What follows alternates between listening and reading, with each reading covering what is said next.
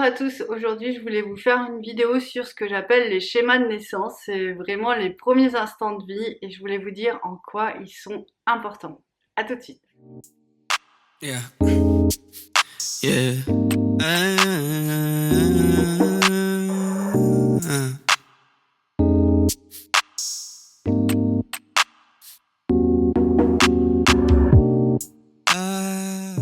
Donc les schémas de naissance, c'est en fait dans les premiers instants de votre relation à vos parents, vous allez sentir parce que vous êtes toute une âme pleine de lumière.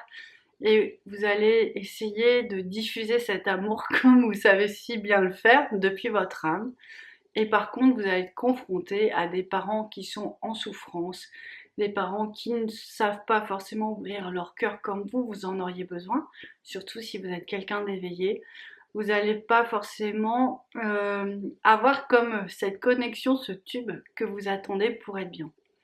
Alors du coup, vous êtes tout petit, mais d'une manière très intelligente et pertinente, vous allez essayer de trouver une solution pour créer un lien, coûte que coûte, vaille que vaille, pour vraiment accomplir cette mission de OK, je suis là pour mes parents, je suis là pour les aider, donc du coup, si je peux pas leur envoyer d'amour, s'ils sont pas en mesure de le recevoir pour plein de raisons, comment je fais? Ben, en fait, souvent, on trouve une astuce qui est pas forcément la bonne, puisque dans un idéal, il faudrait tous qu'on envoie de l'amour, qu'on le reçoive. C'est pas encore bien ajusté, comme vous entendez. Donc, du coup, on va trouver une manière de se connecter à l'autre, souvent en donnant ses énergies vitales, en donnant ses énergies du premier chakra. Et forcément, ça crée des règlements.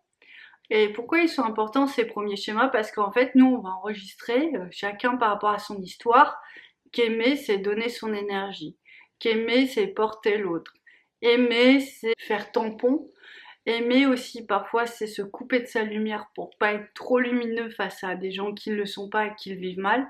Donc c'est tous ces petits schémas que vous allez après transporter partout avec vous, mais du coup qui vont conditionner votre vie. Parce que quand vous allez rentrer dans une relation où l'amour est en jeu, vous allez forcément revenir dans ce schéma-là. Donc, il y a par exemple la personne qui va porter en fait tout le monde, hein, parce que voilà, elle a beaucoup d'énergie, mais il y a un moment porter, ça permet pas de construire sa propre vie en fait, ou alors c'est fatigant, il peut y avoir un épuisement. Il y a la personne qui donne ses énergies ou qui se laisse prendre ses énergies, c'est le même principe, elle se fait complètement vider. Elle non plus, elle n'arrive pas forcément à construire comme il faudrait. Donc en fait, elle ne sait pas rentrer en relation sans s'offrir en fait. Le souci, c'est que c'est pas comme ça que ça doit fonctionner. Ça crée vraiment des grosses fatigues. Ça crée aussi des gens qui n'arrivent pas à construire leur vie, mais alors tout l'entourage arrive à construire sa vie ou elle porte bonheur parce que en fait toute sa force part pour les autres. Et il y a au bout d'un moment, bah, c'est juste plus possible, elle s'en rend compte. Pourquoi je vous dis tout ça? Pourquoi je vous parle de ces schémas? Parce que c'est des schémas qui correspondent pas à la vibration de l'amour réellement. C'est des schémas en fait qui vont être des palliatifs, mais quand on est dans la flamme jumelle, on nous demande vraiment de dégager tout ça, de transmuter tout ça pour entrer dans une ouverture du cœur complète à l'amour. Donc du coup, si on arrive à aller explorer son premier schéma d'origine, comment je suis d'une manière générale en amour, on peut rétablir ce moment-là. Et pourquoi il est important ce moment-là? Parce que du coup, donc déjà, nous, on se rééquilibre et on ouvre son cœur, on ouvre son âme. C'est vraiment ce qu'on nous demande dans la flamme jumelle.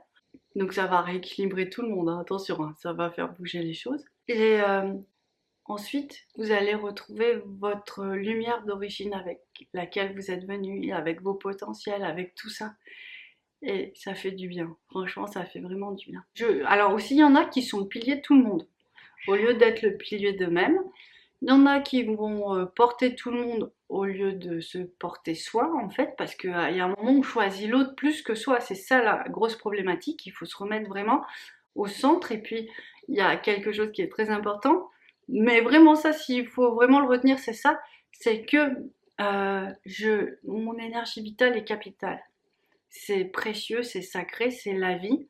Et la vie, c'est l'amour. Donc il faut récupérer toute son énergie, il faut bien la gérer pour pouvoir générer beaucoup d'amour à son tour. Et ça, c'est juste merveilleux. Donc je vous disais, être le pilier de soi-même, ne pas se laisser prendre son énergie. Mon énergie m'appartient, mon corps m'appartient. Ça, c'est pour les gens qui vont vivre des emprises ou de la vampirisation. Alors, bien sûr, là, je vous dis ça comme ça, vite fait, pour que vous identifiez. Parfois, des fleurs de bac suffisent, parfois pas.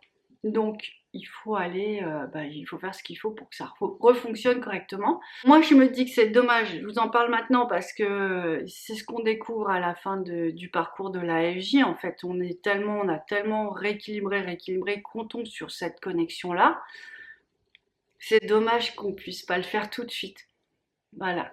Qu'on puisse pas rééquilibrer ce moment-là tout de suite parce que du coup, on aurait une ouverture du cœur immédiate et on ferait notre purification d'une autre manière. Donc, on est à la fin du chemin, il y a des prises de conscience à avoir, comment je me rééquilibre.